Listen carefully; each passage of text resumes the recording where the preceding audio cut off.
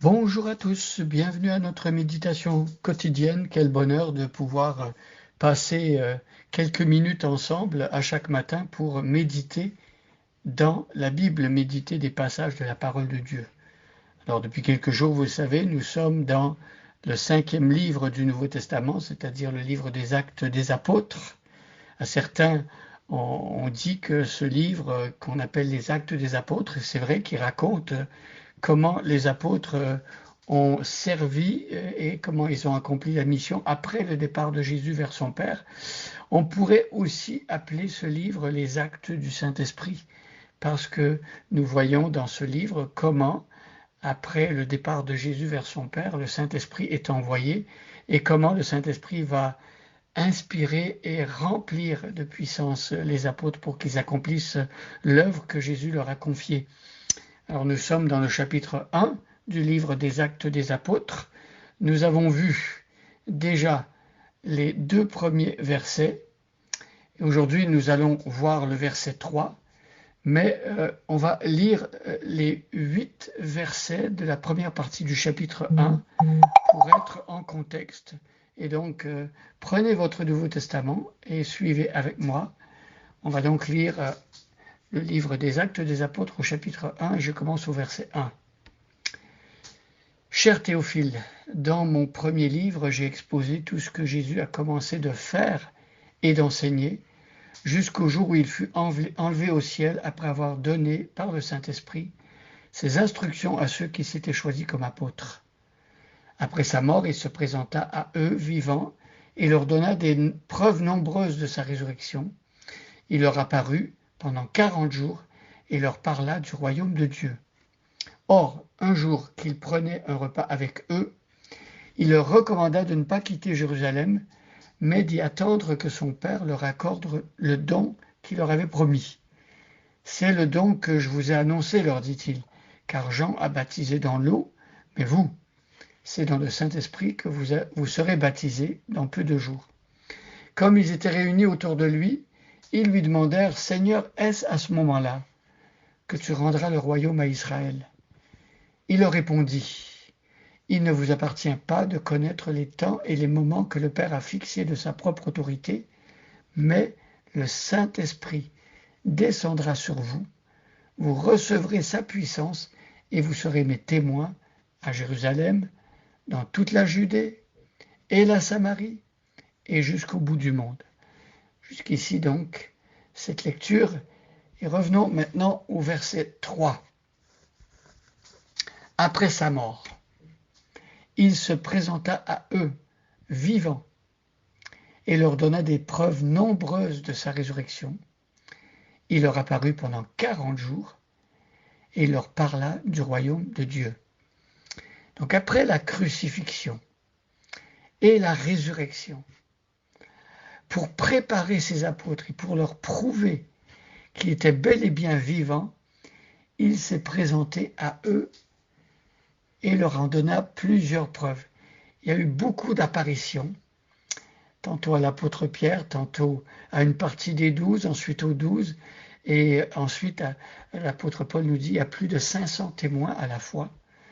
Donc il leur donna des preuves nombreuses de sa résurrection. Évidemment, pour pouvoir prêcher avec assurance le message chrétien, il fallait que les disciples soient convaincus que Jésus est bel et bien ressuscité. Alors on pourrait dire voir une fois Jésus, et si tu es tout seul, quelqu'un pourrait dire c'est peut-être une hallucination. Mais que Jésus apparaisse à 500 personnes à la fois, on a déjà vu peut-être des hallucinations quand quelqu'un prend de la drogue, une personne a des hallucinations, mais des hallucinations de foule, il n'y a aucun cas de cela à ce qu'on connaisse. Et pas seulement cela, c'est que là, Jésus est apparu plusieurs fois à de nombreuses personnes. Donc il leur a donné de nombreuses preuves de sa résurrection.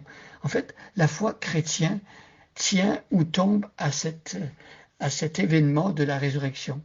Si Jésus n'est pas ressuscité, l'apôtre Paul nous dit qu'on est les plus malheureux des hommes, notre foi sert à rien, nous sommes encore dans nos péchés, Et donc, le monde n'a pas d'espérance non plus. Et donc, Jésus voulait convaincre ses disciples qu'il est vraiment vivant, qu'il a vaincu la mort, et donc il leur est apparu. Mais il n'a pas seulement fait des apparitions. Les 40 jours où Jésus est resté encore après la résurrection avec ses disciples ont servi aussi à compléter l'enseignement des disciples. Les disciples avaient encore beaucoup de choses à apprendre et Jésus va rester avec eux pour continuer à enseigner. Et quel est le sujet, le thème principal de son enseignement? Eh bien, c'est le royaume de Dieu. On va voir dans la suite du chapitre 1 que les disciples ne comprenaient pas encore tout à fait quelle était la nature du royaume de Dieu. Et bien que Jésus ait beaucoup enseigné dans les évangiles au sujet du royaume de Dieu, il a tout le chapitre 13 de l'évangile de Matthieu, Jésus donne des paraboles où il explique à quoi ressemble le royaume de Dieu. Et bien les disciples avaient encore du mal à apprendre et à comprendre. Et donc Jésus va leur expliquer encore pendant 40 jours quel est ce royaume de Dieu, à quoi ressemble le règne de Dieu et comment il se manifeste. Et Jésus va agir en apparaissant justement après la résurrection pour manifester la puissance du royaume de Dieu, mais aussi par son enseignement et ensuite en donnant le Saint-Esprit. Le royaume des cieux, l'apôtre Paul va dire, ne consiste pas dans le manger et le boire, mais dans la justice, la paix et la joie par le Saint-Esprit. Donc c'est la venue du Saint-Esprit qui va concrétiser et qui va matérialiser le royaume de Dieu dans le cœur, dans la vie des disciples. Donc après sa mort, ici Jésus se présente aux disciples et il leur donna des preuves nombreuses de sa résurrection. Et il apparaît pendant 40 jours et il leur parle du royaume de Dieu. Imaginez si vous aviez été à la place des disciples, combien ça devait être extraordinaire de voir celui qui a été crucifié vivant à nouveau et celui-là continuer à enseigner, à instruire au sujet du royaume de Dieu. Nous aussi, mes amis, nous avons besoin de continuer à parfaire notre compréhension du royaume de Dieu et nous prions que Jésus continue de nous enseigner à cet égard. Et la chose la plus importante à comprendre pour nous, c'est justement cette résurrection, que Dieu nous montre à quel point cette résurrection change tout, non seulement pour nous, mais pour tous ceux qui vont croire.